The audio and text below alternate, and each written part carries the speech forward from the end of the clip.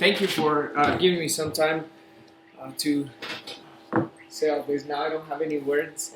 So I'm excellent. So for those that already know, I'm excellent at getting off topic. So I'm going to be referring to my phone quite often to catch up on my notes. But first and foremost, thank you very much. It's been an honor, and I appreciate that you guys are taking your time to listen to us and whatnot. So the way I wanted to start my talk is to tell you what I do with the community, and then hopefully I have enough time at the end of it to tell you why I do all of this, and hopefully you can understand that there's many people like myself in the community. So first and foremost, I'm the first bilingual dispatcher as a 911 emergency services for Eagle County. Throughout the history of Eagle County, I was the first one, and I've only started 4 years ago, so almost 5. So before that, there was nobody. Now it's 1, and we've been up to 2 at a point, and back to 1 already. So we dispatch for fire, EMS, and law enforcement throughout the Eagle County. So I get to see a lot of the issues that happen in Eagle County firsthand because I talk to them through 911. Also, I am a hostage negotiator with the Special Operations Unit for Eagle County. Sometimes when I say SWAT, they're like, oh, okay, well, that sounds better. But that's the actual name, SOU. And I'm also level 2 hostage negotiator for Eagle County. I also am one of the strategy leaders for Communities That Care in Mountain Youth. And Sandy, I don't know where she went, but she's also here representing. I'm also a safe driving coordinator with CDOT and Hillary Higgins that we get sponsored through. And then also I'm a maturation class instructor for 7th graders and 8th graders. And that's through Red Ribbon Foundation. And I'm sorry, I'm getting comfortable here. Thank you for finding time to meet with us. I sometimes try to say it in one whole breath, but it's impossible. I'm also a Bright Future Foundation Buddy Mentor Program, and I've been with my buddy for over 2 years. I think it's almost 3 already, and it's just amazing. I am also a crisis hotline advocate for Bright Future Foundation and domestic violence calls. I'm a 2017 FLTI graduate. Thank you. Julia, thank you. I'm also an American Sign Language student. I can have conversations, but I'm not fluent to that point yet, but I aspire to that. I'm all mental health first aid health instructor, and I gave my first class 2 weeks ago in Spanish. That was great. And then also, I am a 911 emergency community outreach for the county. So I teach 911 and what we do through the 911 services in the county. So that's just some of the things that I do throughout. And there's a few more agencies that I'd like to... Oh, God! I didn't put it in my notes, sorry. I am also the school board director of the Eagle County.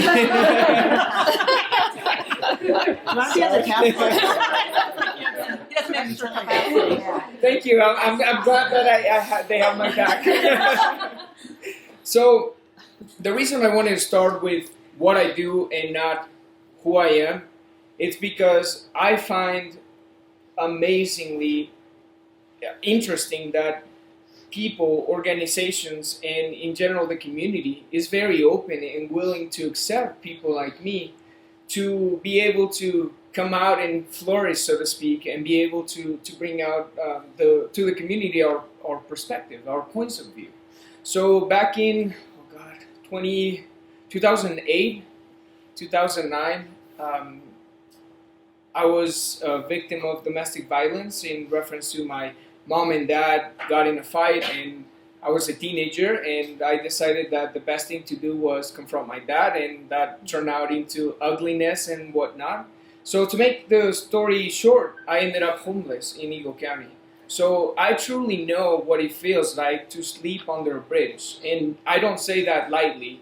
It is unfortunate that people like us still back in 2008, 2009, I was going through that, and sure, none of you here is the one to blame for that. It's obviously that's something that happened to me, and that's not something that I wanted to, just take lightly.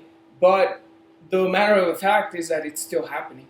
We still have problems in Eagle County in reference to that. And my goal is not to target, it's the domestic violence side of it. It's being homeless. It's being that. It's more about the mental health that goes through that you get those effects of running through those problems, and how do you cope being in Eagle County with that situation. Now, when you come out to the public and say, "Hey, I'm homeless," or "Hey, I'm thinking bad stuff. I want to kill myself," those sorts of things. It's like, yeah, we want to help you, but we all point out as a community and say, yeah, that person needs help, but we don't do anything about it, I feel.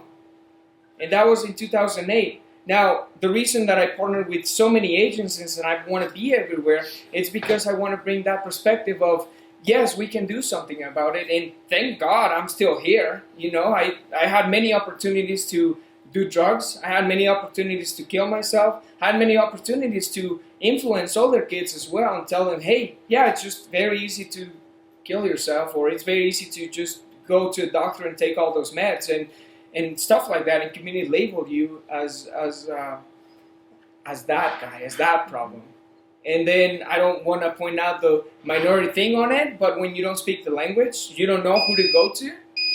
And I knew I wasn't going to do it in 5 minutes. Sorry. But my point is that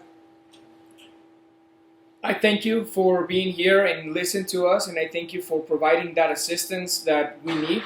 I also, you know, as I said, everyone here is just as important to me because they have my back. They support me. They show the respect. And before, when we got here in this full West room, I think it said the point that we want to do something about it, and we want to step forward to make sure that we just don't say, oh yeah, that's the problem right there and someone's handling. No, it's taking it on to us and say, we have to do this. We have to handle it. We have to provide the help that Eagle County needs in our community. So I don't want to take any more of your time, and I thank you very much.